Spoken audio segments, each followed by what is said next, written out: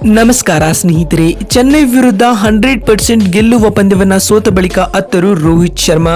ನಂತರ ತಂಡದ ಸೋಲಿಗೆ ಕಾರಣ ತಿಳಿಸಿದ ಶರ್ಮಾ. ಕೋಪದಲ್ಲಿ ದೊಡ್ಡ ಘೋಷಣೆ ಮಾಡಿದರು ರೋಹಿತ್. ಹಾಗಾದ್ರೆ ಸುದ್ದಿಯ ಸಂಪೂರ್ಣ ಮಾಹಿತಿ ಏನು? ಅಷ್ಟಕ್ಕೂ ಚೆನ್ನೈ ವಿರುದ್ಧ ಮುಂಬೈ ಸೋತ ಬಳಿಕ ರೋಹಿತ್ ಶರ್ಮಾ ಹೇಳಿದ್ದೇನು ಗೊತ್ತಾ? ಹೀಗೆ ಇದರೆಲ್ಲದರ ಬಗ್ಗೆ ಇವತ್ತಿನ ಈ ಒಂದು ವಿಡಿಯೋದಲ್ಲಿ ತಿಳಿಸ್ಕೊಡ್ತಾ ಹೋಗ್ತೀನಿ. ಹೀಗಾಗಿ ದಯವಿಟ್ಟು ಈ ವಿಡಿಯೋವನ್ನು ಕೊನೆವರೆಗೂ ನೋಡಿ ಸ್ನೇಹಿತರೆ. ಆದರೆ ಅದಕ್ಕಿಂತಲೂ ಮುನ್ನ ನೀವು ಕೂಡ ರೋಹಿತ್ ಶರ್ಮಾರವರ ಅಪ್ಪಟ ಅಭಿಮಾನಿಗಳಾಗಿ ಈ ವಿಡಿಯೋವನ್ನು ನೋಡುತ್ತಿದ್ದರೆ ತಪ್ಪದೆ ಈ ಕೂಡಲೇ ಈ ವಿಡಿಯೋಗೊಂದು ಲೈಕ್ ಮಾಡಿ. ಹೌದು ಸ್ನೇಹಿತರೆ, ಟಾಟಾ IPL 2024ರ 29ನೇ ಪಂದ್ಯದಲ್ಲಿ ಹಾರ್ದಿಕ್ ಪಾಂಡ್ಯ ನಾಯಕತ್ವದ ಮುಂಬೈ ಇಂಡಿಯನ್ಸ್ ಮತ್ತು ಋತುರಾಜ್ ಗಾಯಕ್ವಾಡ್ ನೇತೃತ್ವದ ಚೆನ್ನೈ ಸೂಪರ್ ಕಿಂಗ್ಸ್ ತಂಡಗಳು ಮುಖಾಮುಖಿಯಾಗಿದ್ದವು. ಮುಂಬೈನ ವಾಂಖೆಡೆ ಅಂಗಳದಲ್ಲಿ ನಡೆದ ಈ ಒಂದು ಪಂದ್ಯವನ್ನ ಚೆನ್ನೈ ಸೂಪರ್ ಕಿಂಗ್ಸ್ ತಂಡವು ಕೊನೆಯ ಓವರ್ನಲ್ಲಿ 20 ರನ್ಗಳಿಂದ ಪಂದ್ಯವನ್ನ ಗೆದ್ದುಕೊಂಡಿತು ಸ್ನೇಹಿತರೆ. ಹೌದು ಸ್ನೇಹಿತರೆ, ಈ ಒಂದು ಪಂದ್ಯದಲ್ಲಿ ಟಾಸ್ ಸೋತು ಮೊದಲು ಬ್ಯಾಟಿಂಗ್ ಮಾಡಿದ ಚೆನ್ನೈ ಸೂಪರ್ ಕಿಂಗ್ಸ್ ತಂಡವು ನಿಗದಿತ 20 ಓವರ್ಗಳಲ್ಲಿ 4 ವಿಕೆಟ್ ಕಳೆದುಕೊಂಡು 206 ರನ್ ಬಾರಿಸಿತ್ತು. ತಂಡದ ಪರ ನಾಯಕ ಋತುರಾಜ್ ಗಾಯಕ್ವಾಡ್ ರವರು 40 ಎಸೆತಗಳಲ್ಲಿ 5 ಬೌಂಡರಿ 5 ಸಿಕ್ಸರ್ ಸಹಾಯದಿಂದಾಗಿ 69 ರನ್ ಬಾರಿಸಿದರು.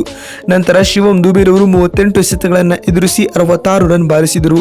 ಇನ್ನು ಕೊನೆಯಲ್ಲಿ ಬಂದ MS ಧೋನಿ ರವರು ಸತತ 3 ಸಿಕ್ಸರ್ಗಳ ನೆರವಿನಿಂದಾಗಿ ಕೇವಲ 4 ಎಸೆತಗಳಲ್ಲಿ 20 ರನ್ ಬಾರಿಸಿ ತಂಡಕ್ಕೆ ಆಸರೆಯಾಗಿ ನಿಂತರು.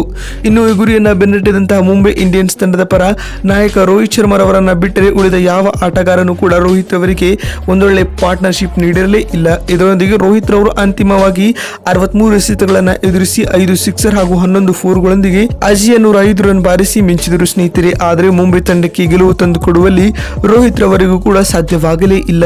ಇದೀಗ ಚೆನ್ನೈ ವಿರುದ್ಧ ಮುಂಬೈ ಸೋತ ಬಳಿಕ ಪೋಸ್ಟ್ ಮ್ಯಾಚ್ ಪ್ರೆಸೆಂಟೇಷನ್ ವೇಳೆ ಮಾತನಾಡಿದ ರೋಹಿತ್ ಶರ್ಮಾ ರವರು ಈ ರೀತಿಯಾಗಿ ಹೇಳಿದ್ದಾರೆ. ಮುಂಬೈನ ವಾಂಖೆಡೆ ಅಂಗಳದಲ್ಲಿ 200ಕ್ಕೂ ಅಧಿಕ ರನ್ಗಳನ್ನ ಚೇಸ್ ಮಾಡುವುದು ನಮ್ಮ ತಂಡಕ್ಕೆ ಯಾವತ್ತಿದ್ದರೂ ಕೂಡ ಸುಲಭದ ಕೆಲಸವೇ ಆಗಿತ್ತು. ಆದರೆ ಇಂದಿನ ಪಂದ್ಯದಲ್ಲಿ MSD ಅಂತಹ ಚಾಣಕ್ಯ ನಾಯಕನ ಎದುರು ಅದು ನಮ್ಮಿಂದ ಸಾಧ್ಯವಾಗಲೇ ಇಲ್ಲ ಎಂದು ರೋಹಿತ್ ಹೇಳಿದ್ದಾರೆ. ಇನ್ನು ಮಾತು ಮುಂದುವರೆಸಿದ ಅವರು, ಧೋನಿರವರು ಕೊನೆಯ ಓವರ್ನಲ್ಲಿ 20 ರನ್ ಬಾರಿಸಿದ್ದೇ ನಮ್ಮ ತಂಡದ ಸೋಲಿಗೆ ಪ್ರಮುಖ ಕಾರಣವಾಯಿತು ಎಂದು ಹೇಳಿದ್ದಾರೆ.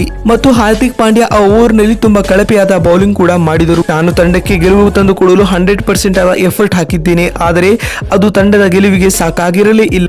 ಮತ್ತು ಮಾತು ಮುಂದುವರೆಸಿದ ಅವರು, ನನಗೆ ಯಾರು ಕೂಡ ಉತ್ತಮವಾದ ಜೊತೆ ಆಟವನ್ನ ನೀಡಿರಲೇ ಇಲ್ಲ. ಇದು ಕೂಡ ತಂಡದ ಸೋಲಿನಲ್ಲಿ ಪ್ರಮುಖ ಪಾತ್ರ ವಹಿಸಿತು ಎಂದು ರೋಹಿತ್ ಹೇಳಿದ್ದಾರೆ ಸ್ನೇಹಿತರೆ. ಇನ್ನು ಮಾತು ಮುಂದುವರೆಸಿದ ರೋಹಿತ್ ರವರು, ಮುಂಬೈ ತಂಡವು ಇದೇ ರೀತಿಯ ಕಳಪೆ ಆಟವನ್ನ ಆಡಿದರೆ ನಾನು ತಂಡದಿಂದ ಹೊರಹೋಗುತ್ತೇನೆ ಎನ್ನುವ ಮೂಲಕ ಸ್ಫೋಟಕ ಹೇಳಿಕೆಯನ್ನ ನೀಡಿದ್ದಾರೆ.